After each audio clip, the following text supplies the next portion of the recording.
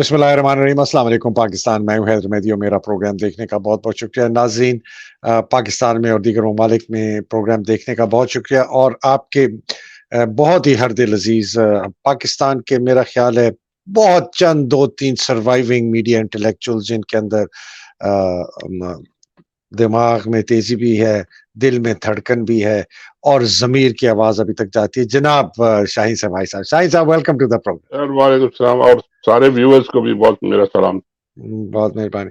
शाहिद साहब, मेरे से बड़े लोग पूछ रहे थे, यूजुअली मैं और आप जो है हम संडे को आते हैं, तो मेरे से लोग पूछने लगे, "सर वो शाहीन साहब भी चले गए, सर कहाँ हैं शाहीन साहब? शाहीन साहब को अरे बुलाएँ।" नहीं तो मैंने कहा नहीं, वो ऐसे ही सिर्फ मेरी तरफ से शेड्यूलिंग का इश्यू था, शाहीन साहब की तरफ से तो नहीं, वो तो उनको तो जैसे जब भी मैं कहता हूँ, वो आ जाते हैं। शाहीन जी, साहब, मैं अपना व्यूअर्स का सिर्फ शुक्रिया अदा करना चाहता हूँ। बेचारे मेरा पिछला व्लॉग है, उसके 1000 से ज़्यादा कमेंट्स आ चुके हैं। मैं उनका बहुत शुक्रिया पढ़ता सारी हूँ। मैंने तकरीबन 700 के करीब पढ़े हैं, बाकी 300 इसके बाद पढ़ूँगा और आपकी दुआओं का बहुत शुक्रिया और मेरे पेट्रन्स का शाहीन साहब बहुत शुक्रिया बिकॉज़ इन्होंने बड़े दिल लगा के मुझे सपोर्ट करते रहे 13-14 महीने से जब मैंने ये काविश शुरू की है करके, तो इनका बहुत-बहुत बिल्कुल। शुक्रिया। Thank you very much. Shaheen साहब आपने एक तहलका मचा दिया है पाकिस्तान में। अच्छा मैं जब मचा मैंने तो हुँ, मैं कहा कि यार शाहिद साहब तो ऐसी बात नहीं कर सकते। ख़ैर मैंने जब जाके देखा तो वहाँ तो कुछ भी नहीं था। तो सर ये हुआ क्या? सर ये हुकूमत वाले मैं कहूँ अब या हुकूमत के साथ बैठे हुए जो सारे लोग हैं उन सबको कहूँ या उनके कुछ ख़ास एक्सपर्ट्स या एडवाइज़र्स हैं उनको कहूँ, पता नहीं किसको कहूँ लेकिन वो अपने पाँव पे कुल्हाड़ी मारने में बहुत एक्सपर्ट हैं वो, जो भी हैं। मैंने एक जनरल मोहित मिर्ज़ादा साहब से उन्होंने भी यही पूछा कि जी आप ज़रा थोड़ी-सी अपनी हिस्ट्री बता दें, आपने कहाँ से शुरू किया जर्नलिज़्म और इतने 50-60 साल हो गए, तो क्या आपका तजुर्बा है? ख़ासकर जो रिजीम्स इस तरह के आते हैं, मिलिट्री रिजीम्स और अ, जबर के जो ये एक पीरियड आता है, इसको किस तरह आपने देखते हैं और कैसे वो ख़त्म कैसे होता है? उसके जवाब में मैंने कहा ये जबर का निज़ाम तो चलता है जब तक वो चलता है लेकिन any small event can trigger something जो कि निज़ाम पूरा का पूरा वो बैठ जाता है। और उसकी मिसाल फिर मैंने दी, मैंने कहा Ayub Khan was such a big dictator and president and field marshal and blah blah blah, मगर वो जब 68 में पेशावर आए and I had already joined journalism और एक्टिवली, तो मैं उस जलसे में मौजूद था और वहां पे एक लड़के ने खड़े होकर उनके ऊपर 2 गोलियां चला दी, लगी नहीं, वो लड़के को पकड़ लिया वहीं पे वो, मगर वो कुर्सी मेज के नीचे छुप गए। And that act of the field marshal कि वो जाके नीचे छुप रहे क्रॉलिंग अंडर टेबल, वो लोगों ने उनका जो फियर था, उनका जो हवा बैठा हुआ था ना, वो स्मैश हो गया and that was the beginning of his and. 6 महीने 7 महीने बाद वो फिर उनको जाना पड़ा, लोगों ने नारे लगाने शुरू कर दिए, हाय हाय हाय हाय, और यहाँ तक भी हुआ कि उनके घर में उनका अपने शायद पोता था या पोती थी, वो बाहर से सुन के नारे आए और आके उनके सामने ही वो नारे लगाने शुरू कर दिए। वो सर मैं नारा बताता हूँ, आप तो नहीं मैं कहेंगे नारा वो था मैं नहीं वो लेना चाहता लेकिन बस वो वो नारा उन्होंने, था सर अयूब कुत्ता हाय हाय। चले आपने बोल दिया लेकिन मैं नहीं बोलना चाह रहा था ये बात। खैर, तो वो नारा उनके अपने घर में जब वो लगा तो अयूब साहब बड़े एक पुराने जमाने के तो थे आदमी, वहां उस जमाने में कुछ थोड़ी बहुत हया और शर्म भी होती थी। उन्होंने कहा यार अब टू मच, मेरे अपने घर के लोग मुझे अगर घर में ये बात कर रहे हैं, तो फिर ही डिसाइडेड टू लीव। तो मैंने कहा ये होता है ट्रिगर, एक कोई इवेंट होता है, जयाउल हक का इवेंट, एक वो आमों की पेटी आ गई तो then whole thing collapse. Musharraf का भी यही हुआ कि एक इवेंट हुआ और वो फिर वो सारा का सारा अनरेवलिंग शुरू हो जाती है। That was all I said in terms of इनके जो एक्सपर्ट साहिबान हैं जो बड़े माहिर हैं अपने आप को खुद ही इंजर करने के लिए, और प्राइम मिनिस्टर साहब ने उसको पकड़ के इतना बड़ा ट्वीट कर दिया। आई एम 100% श्योर कि प्राइम मिनिस्टर ने पूरा पढ़ा भी नहीं होगा या मतलब उसका समझ भी नहीं आई होगी। और उसके बाद वो फिर it was all over the media, talk shows, international media, पता नहीं क्या क्या वो इतनी पब्लिसिटी मेरे उस ट्वीट को इन्होंने दिलवा दी जितनी वो शायद वैसे ना मिलती। तो ये बेवकूफी की बात है, इनको अकल नहीं आती। और एक और इसी बेवकूफी की बात अगर करनी है तो एक और मैं बता दूं छोटा सा कमेंट। लेकिन एक इन्होंने ये फैसला किया है, पता नहीं अब किसने किया है, the great genius in the government और बिहाइंड द गवर्नमेंट, और कि जी इमरान खान साहब का नाम नहीं लेना। अब मुझे याद आया कि जी पुराने घरों में जब बेगम आती थी ना, वो कहती थी वो मुन्ने के अब्बा ये करके आओ, मुन्ने के अब्बा उधर गए, मुन्ने के अब्बा इधर, मुन्ने के अब्बा का नाम नहीं लेती थी वो नाम नहीं लेते थे, नाम नहीं लेते थे, नाम। तो वो इन्होंने भी उनको मुन्ने के अब्बा बना दिया। अब मुन्ने के अब्बा का काम क्या होता है वो तो आप खुद अच्छी तरह जानते हैं कि मुन्ने के अब्बा तो इन्होंने बेवकूफी है, नाम ना ले आप, ले नाम ना ले, अब कासिम के अब्बा कहे, मुन्ने के अब्बा कहे। अब मैं सोच ये रहा था कि अगर जब तक मुन्ने नहीं आए थे तो फिर क्या वो नाम लेती होंगी खवातीन, उसके उसका क्या होता। थोड़ा ये इनकी बेवकूफियों की वजह से इनको खुद नुकसान हो रहा है, उनको खुद लोग मजाक उड़ा रहे हैं इनका। इनको समझ नहीं आ रही कि जी हाउ टू हैंडल। इनके पास कोई एक्चुअल प्रेजेंट करने के लिए चीजें हैं नहीं जिससे लोगों को ये अट्रैक्ट कर सके, दोबारा सपोर्ट गेन कर सके। वो प्राइम मिनिस्टर साहब जाते हैं, कुछ नहीं समझ आती, जाके 1 लाख लैपटॉप ले आते हैं, पता नहीं किस प्राइस पे, और लोगों को देना शुरू कर देते हैं कि जी ये लैपटॉप मैं तुम्हें दे रहा हूँ। और भाई आप अगर इतने लैपटॉप बेचेंगे तो सोशल मीडिया पे उतने ज्यादा लोग आपके खिलाफ आएंगे, ये तो इन्होंने देख लिया। तो वही हो रहा है, वो कर रहे हैं और बस बड़े खुश हैं। तो चले आगे चलते हैं।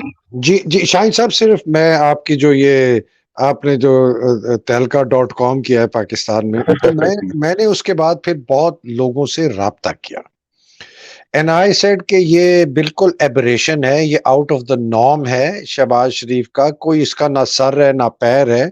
शाहीन शहबाई को सारी दुनिया जानती है, ये भी जानता है आसिफ जरदारी। ये there is something more to it than meets the eye. This is not a knee jerk reaction, ये नी जर्क नहीं है। तो सर मुझे बहुत खतरनाक खबरें मिली जो कि मैंने वीलॉग में भी कही है, मैं आज भी पेश कर रहा हूं, और अगर आप उस पर कोई कमेंट देना चाहते हैं। मेरे पास सर खबर ये आई है, और ये सर पीएमएलएन के अंदर से खबर आई है।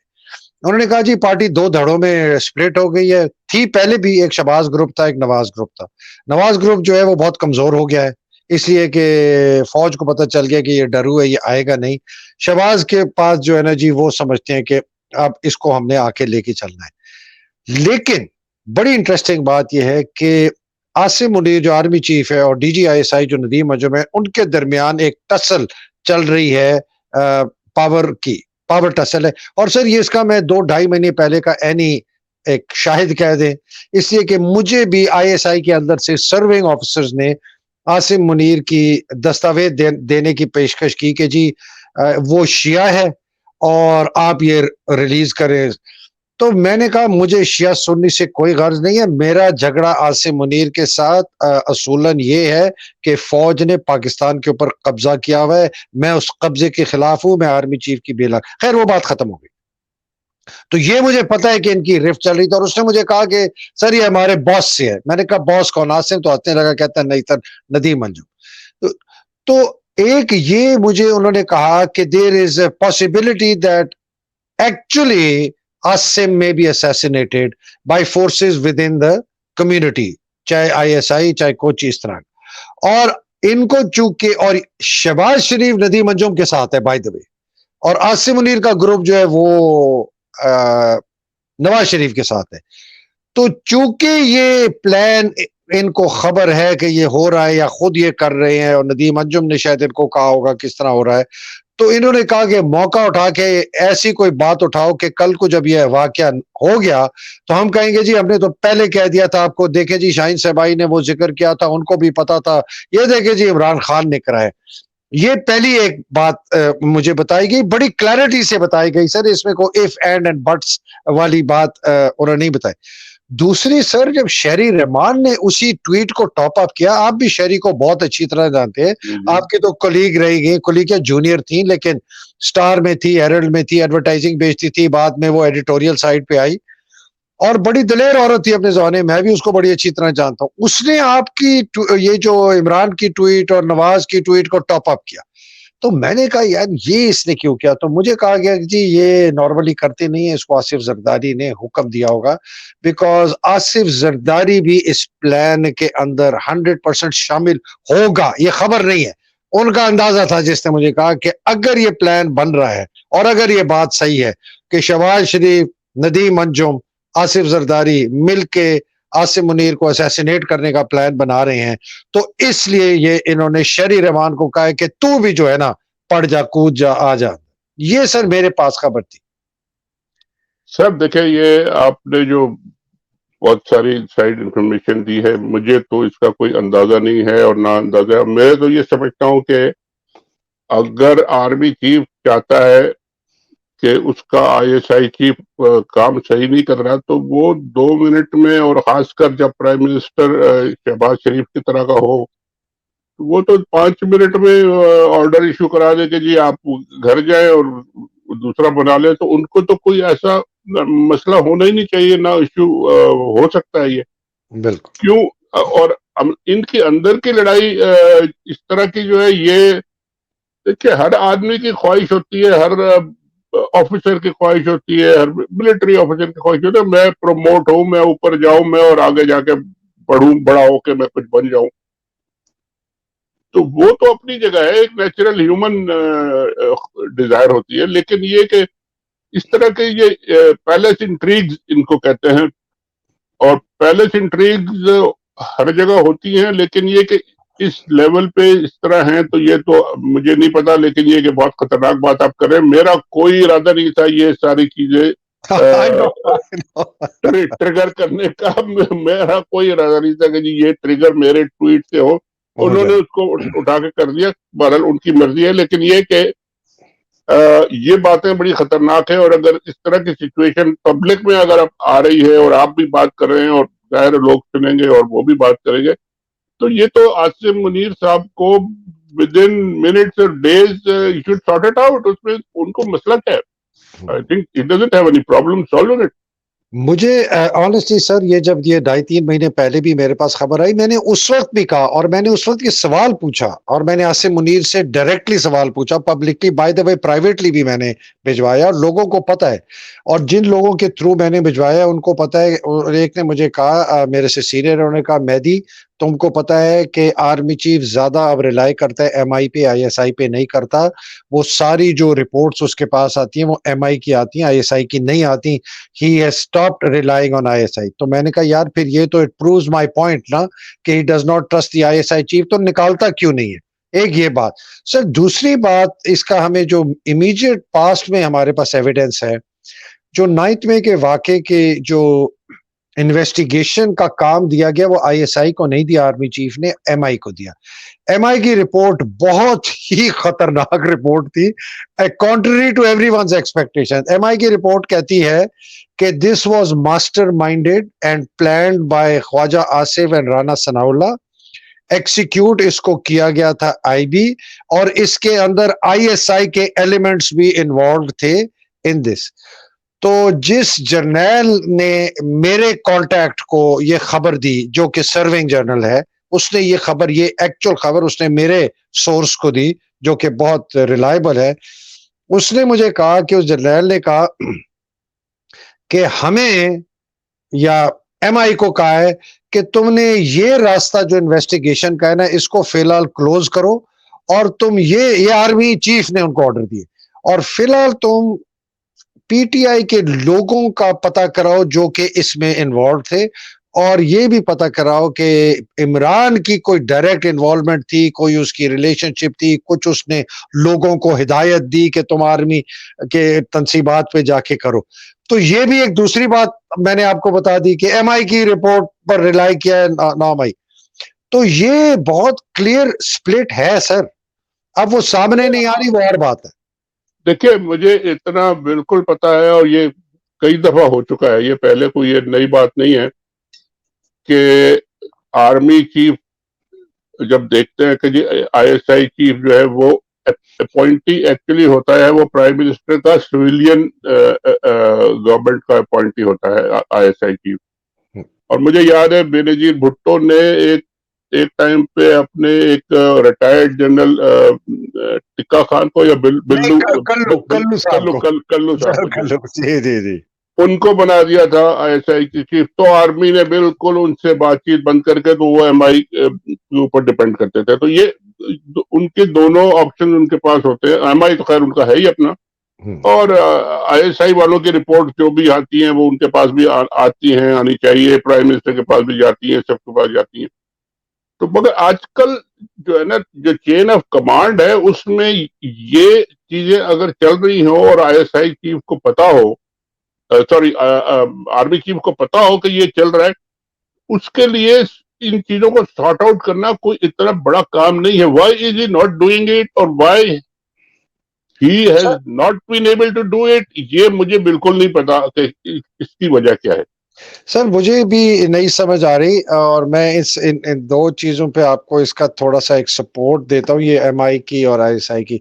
मैं सर 17 दिसंबर को मिला था बाजवा को, तो मेरी आधा घंटा डिले हो गई, चाइनीज़ एम्बेसडर आ गया।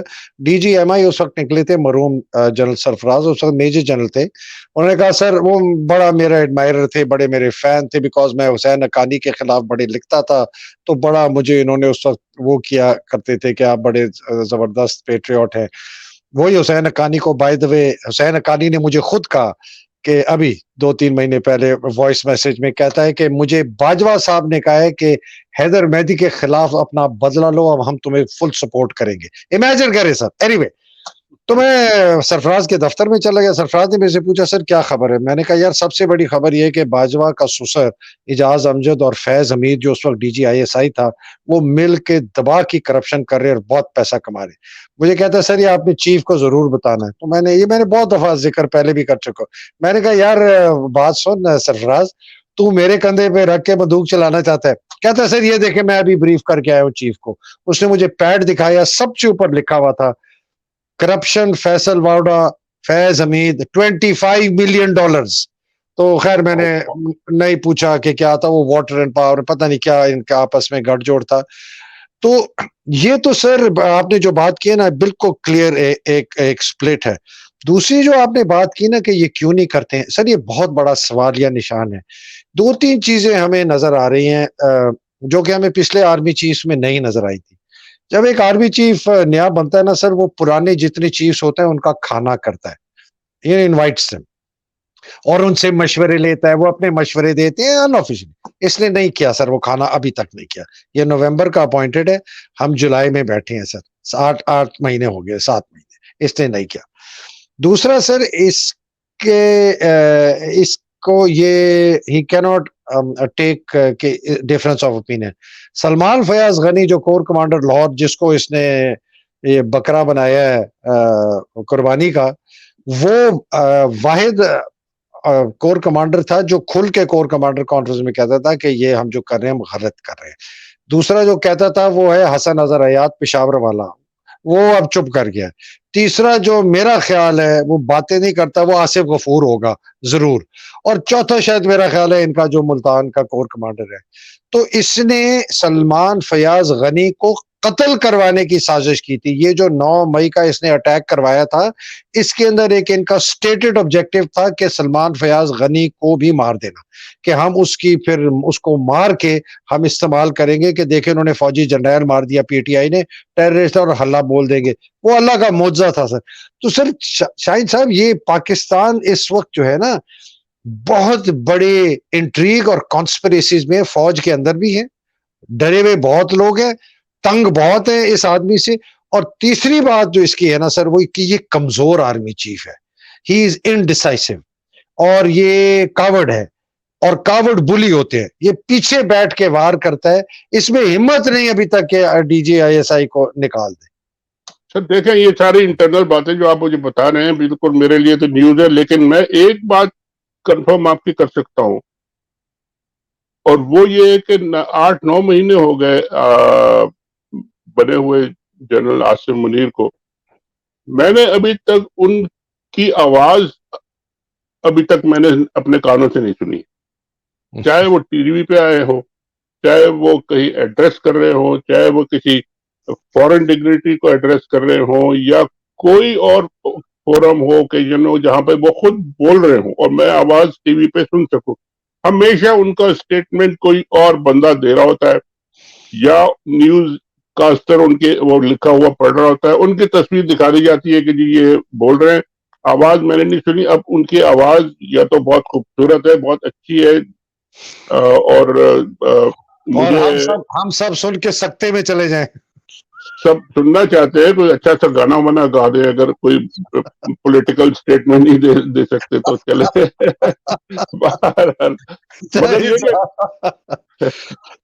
मगर ये कि एक आर्मी चीफ में इतना कॉन्फिडेंस और इतना वो होना चाहिए रिजॉल्व के he should come and face and address all the concerns. सब जितने भी लोग हैं उनके अपने कॉन्स्टिट्यूएंसी है, फौजी, गैर फौजी, गवर्नमेंट के लोग, फॉरेनर्स, उन सब के सामने जब वो बात करें तो you should talk with confidence and you should generate confidence in the country, in people. उनको इंस्पायर हो गया, हाँ जी हमारा आर्मी चीफ एक स्ट्रांग आदमी।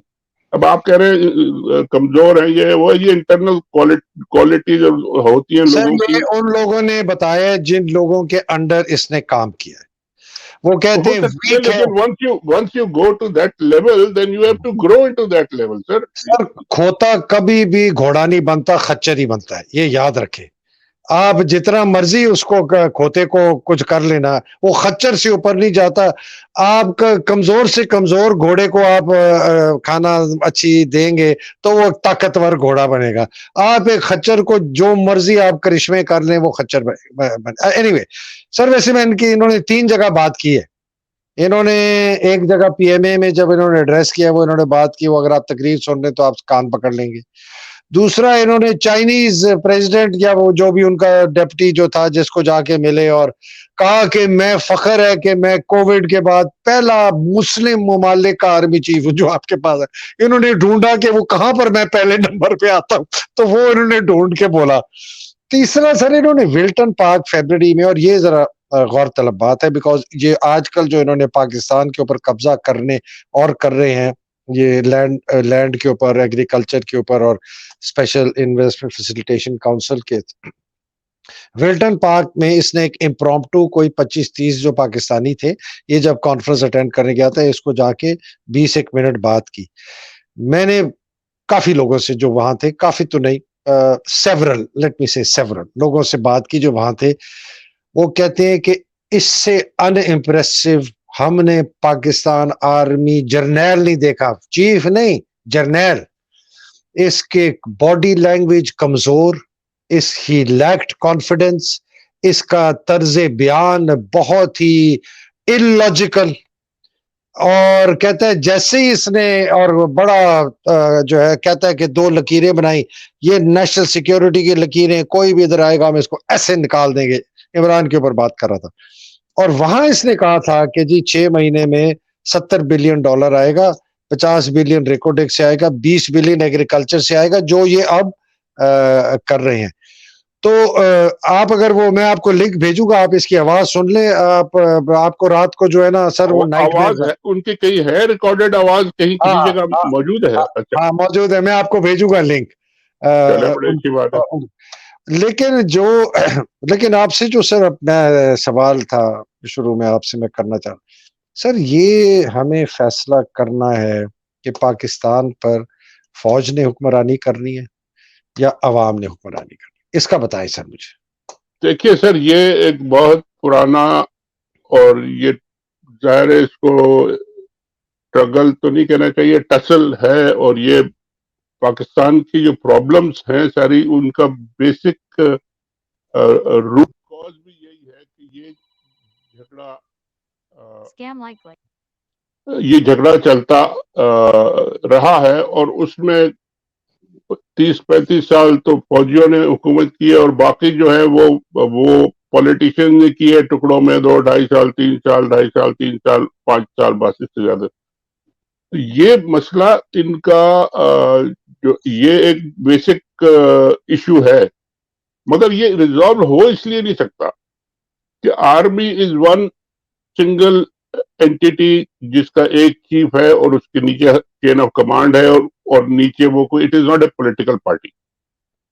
अब लगता यह है कि it is becoming a political party. हो सकता है कोई नाम वाम भी, अगर मौका मुझे मिला तो सजेस्ट कर दूं कि यार इसका ये नाम आप रख ले और आर्मी चीफ को उस पार्टी का हेड बना दे, जो भी करे।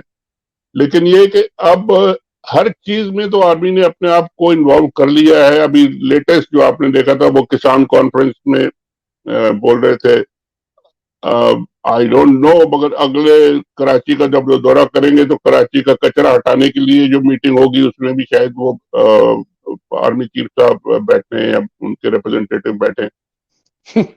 यानी सवाल ये है कि आर्मी ने अपनी प्लेट में इतना ज्यादा मटेरियल, इतना ज्यादा चीजें डाल दी हैं कि अब वो प्लेट से गिर रही हैं, वो सारा का सारा दस्तरखान जो है ना आपका वो खराब हो रहा है। ये they can't handle it, they can't handle their own matters.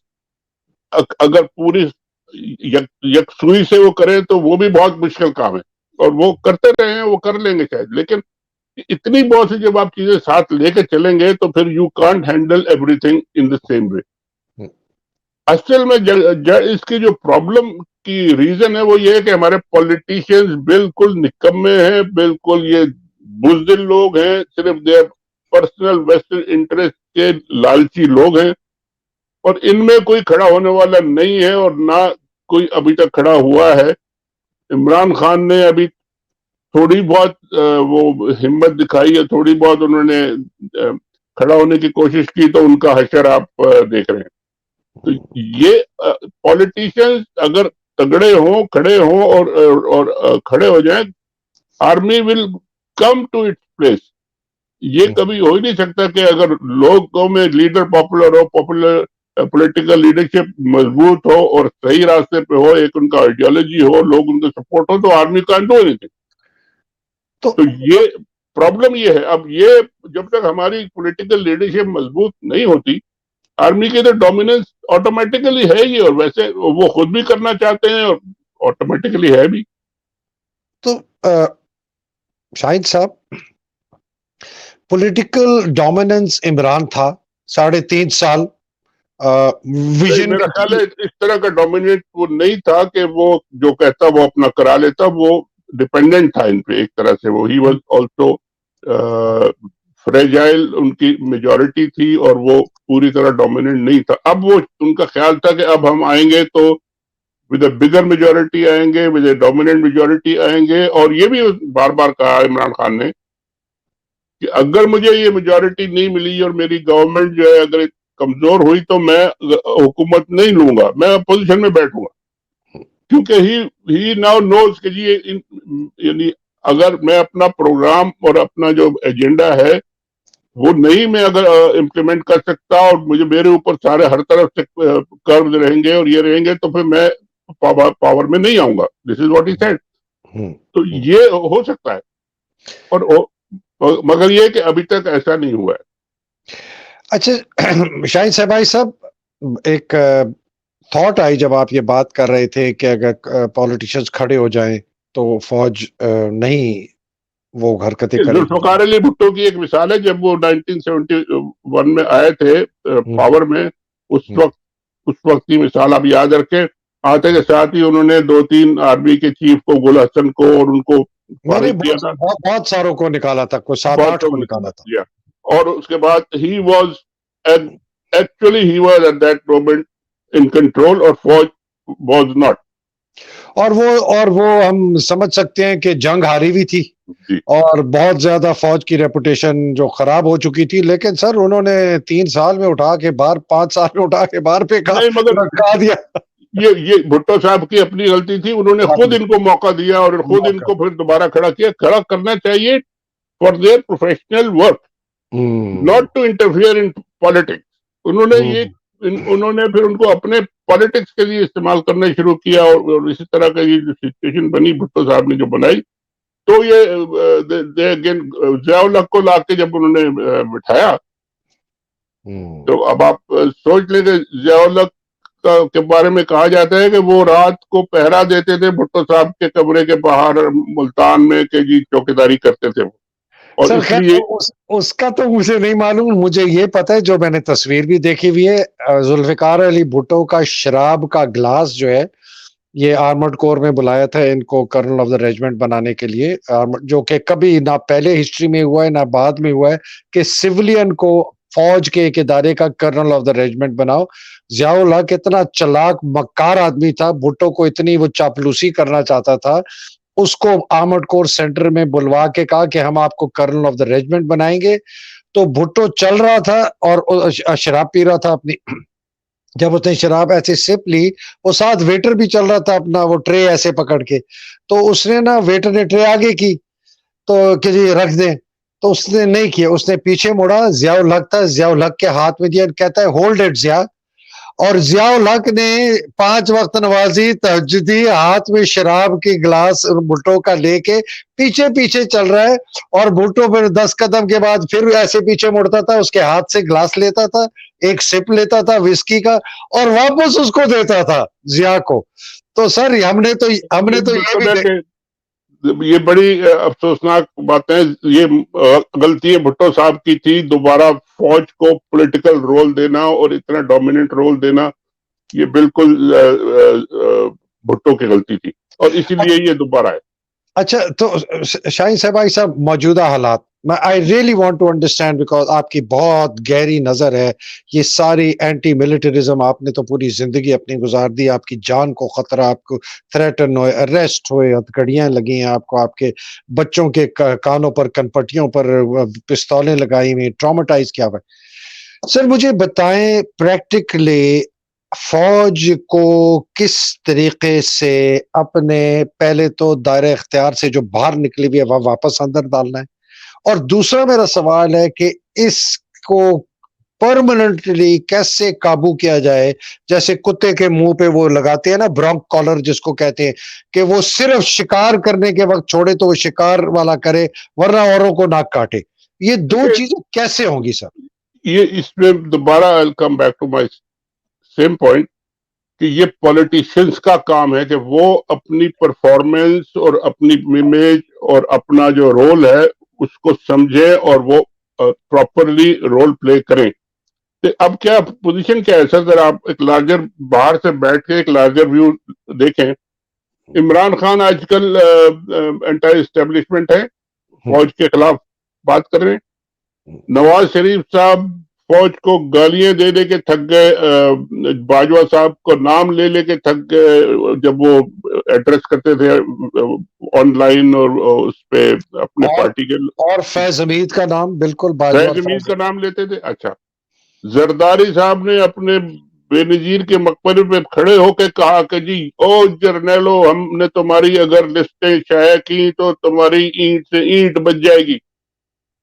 और ये मतलब अंदर से ये सारे के सारे जो हैं ये फौज के खिलाफ हैं, इनकी डोमिनेंस के खिलाफ हैं, लेकिन ये आपस में एक प्रिंसिपल, इस प्रिंसिपल आइडियोलॉजी के लिए इकट्ठे होकर नहीं बैठ सकते कि हम अगर मिल जाएं, ये तीनों पार्टियां अगर मिल जाएं इस वक्त, फौज इनका कुछ नहीं कर सकती। फौज के ऊपर ये पॉलिटिकल डोमिनेंस इनकी बिल्कुल खत्म हो जाएगी अगर ये आपके पॉलिटिकल लीडर्स और पॉलिटिकल पार्टीज जो है, एएनपी हमेशा खिलाफ रही है उनकी डोमिनेंस के। अचक जही साहब जो है वो पता नहीं क्या क्या बातें करते रहते हैं, बेशुमार उन्होंने तकरीरें की हैं। लोग अंदर से हैं बिल्कुल फौज की डोमिनेंस को नहीं मानते, लेकिन हिम्मत नहीं है, और पर्सनल इंटरेस्ट और करप्शन इतनी अपनी ज्यादा है कि वो उसको छुपाने और बचाने के लिए वो एक पॉलिटिकल, प्रॉपर पॉलिटिकल एक आइडियोलॉजी को अडॉप्ट नहीं कर सकते और उसमें यूनिटी नहीं ला सकते आपस में। अब ये है रियलिटी, ये है रियलिटी जो आपने बात की। इस रियलिटी की मौजूदगी में कि पीपल्स पार्टी, मुस्लिम लीग, फजल रहमान, एएनपी जैसे जिन्होंने बड़ा, शहरी रहमान जैसी जो दिलेर औरतें एंटी मिलिटरिज्म में थी, ये सब मिल गए जाके फौज के साथ। ये रियलिटी है। इस रियलिटी को ये सामने रखते हुए शाहीन साहब, इस रियलिटी को सामने रखते हुए नॉन एकेडमिक प्रैक्टिकल जो आपका सारा तजर्बा है, क्या हो सकता है कि किस इस मसले को हम हल करें? ये ऑब्जेक्टिव रियलिटी है, पॉलिटिकल फोर्सेस इनके साथ मिल गई है सवाए इमरान के और अवाम के। देखिए इस वक्त तो एक और रीजन की वजह से मिल गई है ना, ये लोग तो जब इंडिविजुअली अलग अलग पार्टीज थी और आपस में ये लड़ते थे तो ये बिल्कुल सब फौज के खिलाफ थे, तो बोलते भी थे सारे, मुझे नवाज भी बोलता था और जरदारी साहब भी बोलते थे और सारे बोलते थे, बेनजीर भी बातें करती थी। अब ये हुआ है कि एक इनकी ये जो टू पार्टी सिस्टम को चैलेंज करने के लिए आ गई एक मुन्ने के अब्बा की पार्टी। अच्छा, मैं इसलिए मुझे हंसी आती है, ये इनका सॉरी वो ये मुन्ने के अब्बा का नाम आ गया क्योंकि पुराने जमाने में आपको हाँ जी पता जी ये बिल्कुल, नहीं हमारे घर में थी, हमारी एक फूफी होती थी, वो यही कहती थी। हाँ जी, वो अपने शौहर को कहती थी कि जी आप मुन्ने के अब्बा आप जाए ना जरा आलू लेके आए, तो ये इस तरह की आलू बात। लेके आए मुन्ने के अब्बा, बिल्कुल। ये जो पार्टी आ गई इसने इन दोनों पार्टीज को चैलेंज कर दिया, इनका जो टू पार्टी सिस्टम था वो ब्रेक होके एक अल्टरनेटिव आ गया और जी इतना स्ट्रांग वो अल्टरनेटिव आ गया कि अब इन ये पार्टियां अलग अलग होके दे फील के ये हमको खा जाएगा ये, तो वो सारे फिर इन फौज के पीछे आके छुप गए हैं और इकट्ठे हो गए। अब this is another reason, situation, एक दिस नई अनदर सिचुएशन। रीजन। तो अब जी जी कोशिश जी ये हो बोलिए। रही है कोशिश ये हो रही है कि जी इस इलेक्शन में मुन्ने के अब्बा को तो बाहर कर दें, घर से निकाल दें और पार्टी भी उनकी खत्म कर दें, तो फिर इन दोनों को हम बांट ले जी, आप आलू आप लाएंगे तो मटर आप लाएंगे, तो ये फिर हम मिलकर खाना पकाएंगे। ये हो रहा है और ये होगा, अगर इन्होंने इनकी हिम्मत हुई तो ये करेंगे, वरना ये इतना बड़ा मिसहैप होगा कि ये पूरी हांडी जल जाएगी। अच्छा, तो सर सवाल फिर उस पे जाता हूं।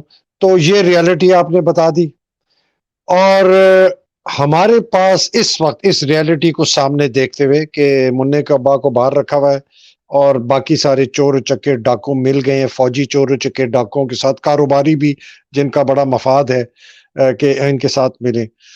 ये लाइंस, बैटल लाइंस ड्रॉन है। इमरान खान, पीटीआई, अवाम पाकिस्तान की, फौज, करप्ट फौजी जर्नैल, करप्ट सियासतदान और करप्ट कारोबारी, ये दो धड़े हैं। इसमें किस तरह ये चेंज कैसे आएगा? फौज को पहले, सबसे पहले फौज के जिन को काबू कैसे किया जाएगा इसमें इस हालात? एक बहुत बड़ा फर्क भी है इस सिचुएशन में। पहले जब भी ये पॉलिटिकल पार्टीज फौज के खिलाफ होती थी तो लोग इनके साथ होते थे और लोग पार्टी फौज के साथ होते थे, नहीं, पॉलिटिकल पार्टीज के साथ होते थे फौज के खिलाफ। और अब ये है कि अवाम जो है वो फौज के खिलाफ है और अवाम नहीं पसंद कर रही। यानी ये लोग जब आते थे तो आपको याद है जब मुशर्रफ ने मार्शल लगाया था तो बेनजीर साहिबा ने बड़ा वेलकम किया था उसको, मिठाई बांटी थी सर, मिठाई बांटी।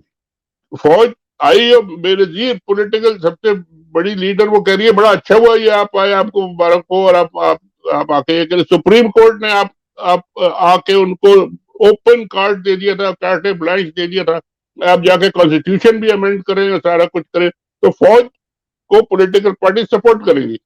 अब ये हुआ है कि जी majority of the people Imran Khan को क्योंकि वोट देती है उनके साथ है, वो नहीं चाहते फौज को। तो ये एक नई सिचुएशन है जिसमें लोग और एक पॉलिटिकल पार्टी फौज के खिलाफ है और बाकी सब पार्टियां डर के उस पार्टी से फौज के साथ मिल गई है, हालांकि वो अंदर से नहीं चाहती। It's a very complex situation, it's a very बड़ी अजीब सिचुएशन है ये, और इसको ठीक करना भी इतना मुश्किल नहीं है। इलेक्शन अगर हो गया प्रॉपर और जो के होना चाहिए और होगा, क्योंकि इस दफा बहुत सारे और एक्सटर्नल फैक्टर्स भी हैं जो चाहते हैं कि इलेक्शन प्रॉपर होना चाहिए, तो ये सिचुएशन को थोड़ी बेहतर होना शुरू होगी।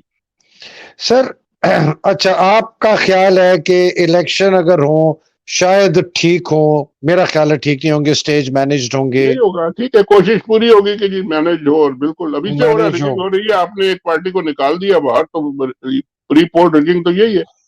तो आप, और बाय द वे आप ये काफी दफा कह चुके हैं कि इलेक्शंस की अनाउंसमेंट के बाद जो है ना एक उसकी अपनी एक डायनामिक्स होती हैं जो कि शायद लोग कर, और आपने पहले बड़ी अच्छी दूसरी बात की कि हमें कोई नहीं पता कौन सा इवेंट ट्रिगर करता है चेंज।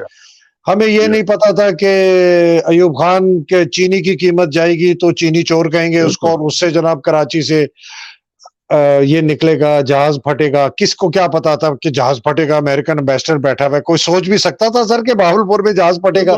सोच भी नहीं सकता। किसी कोई सोच भी सकता था कि मुशर्रफ चीफ जस्टिस को कहेगा तुम चले जाओ, वो अकड़ जाएगा?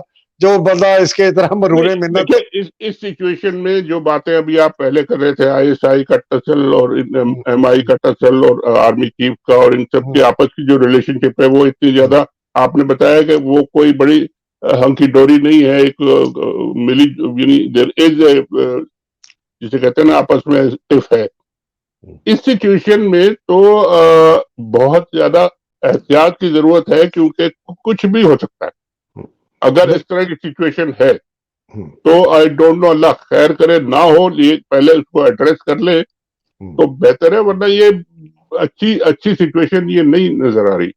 शाहिद साहब, मैं ना बिल्कुल आप सही कह रहे हैं, नहीं नजर आ रही। मेरा जो नतीजा है कि चूंकि आपने जिस तरह बड़े बेहतरीन तरीके से बताया कि तफरीक क्या है, मेरा असेसमेंट है, it's not a final judgement, it's just an assessment, ongoing assessment है, इमर्जिंग हाइपोथेसिस कहते हैं, या इमर्जिंग एक पर्सपेक्टिव। वो ये है कि जब तक अवाम बाहर नहीं निकलेगी और अपने जोरे बाजू से इस सिस्टम को चैलेंज नहीं करेगी, कोई आईनी और कानूनी तरीके से ये मौजूदा सिस्टम नहीं चेंज होगा। बहुत डीपली इंट्रेंच्ड है, फौज की बहुत ताकत है, फौज के अंदर सारे बिल्कुल बेजमीर बेशरम बगैर स्पाइन के लोग हैं, खास तौर पे सीनियर जनरल, अपने उनको प्लॉट्स पर्क्स प्रिविलेजेस, करप्ट हैं, पैसा बहुत मिलता है।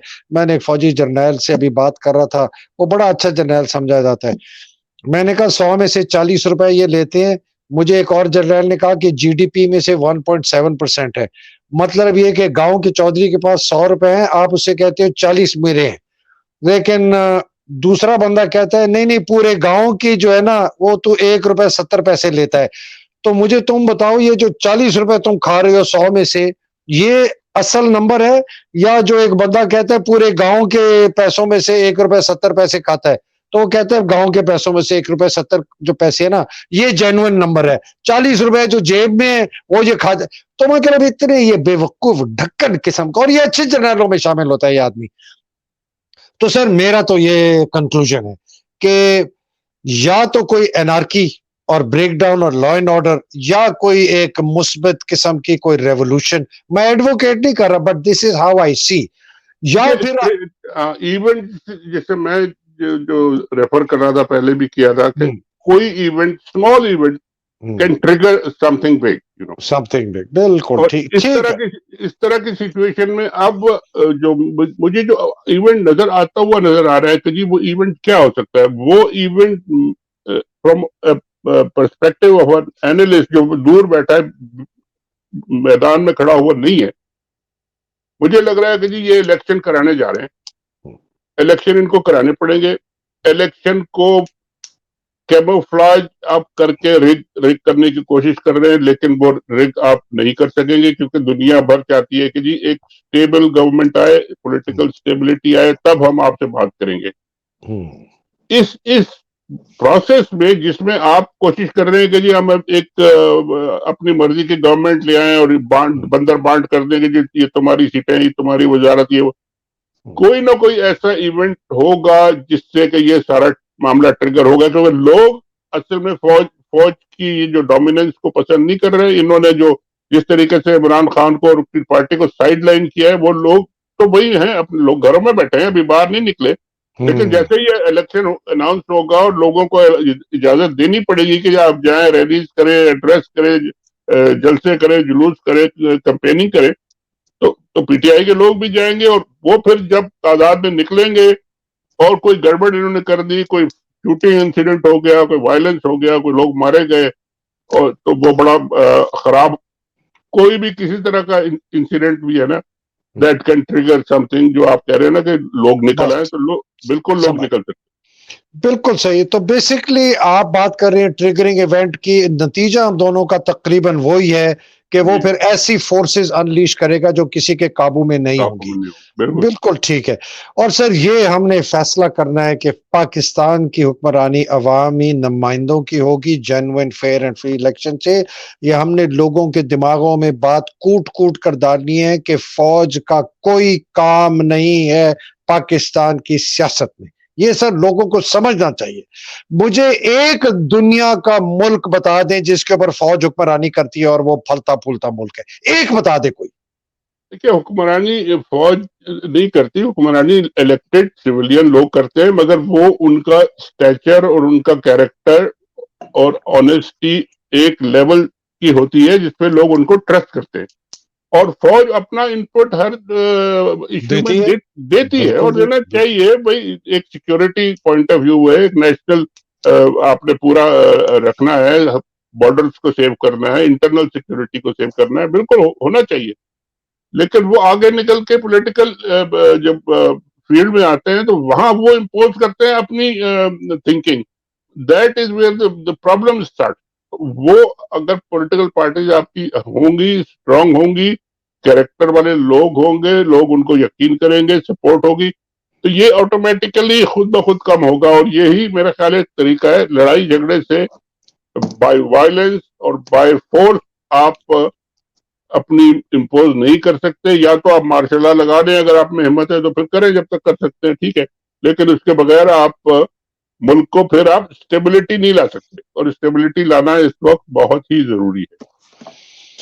सर मेरा अच्छा, तो ख्याल है स्टेबिलिटी से ज्यादा जरूरी है सिस्टम का टूटना, बिकॉज स्टेबिलिटी का मतलब है वो एग्जिस्टिंग स्टेटस को जो है मौजूद रहेगा और वो स्टेबिलिटी का मेरा वो मतलब नहीं है कि जो है ये रहे। मेरा मतलब है कि सब पार्टी मिलके कंसेंसस पे एग्री करें कि जी हमने इस तरीके से ये मुल्क को चलाना है, स्टेबिलिटी हम्म, तब आएगी।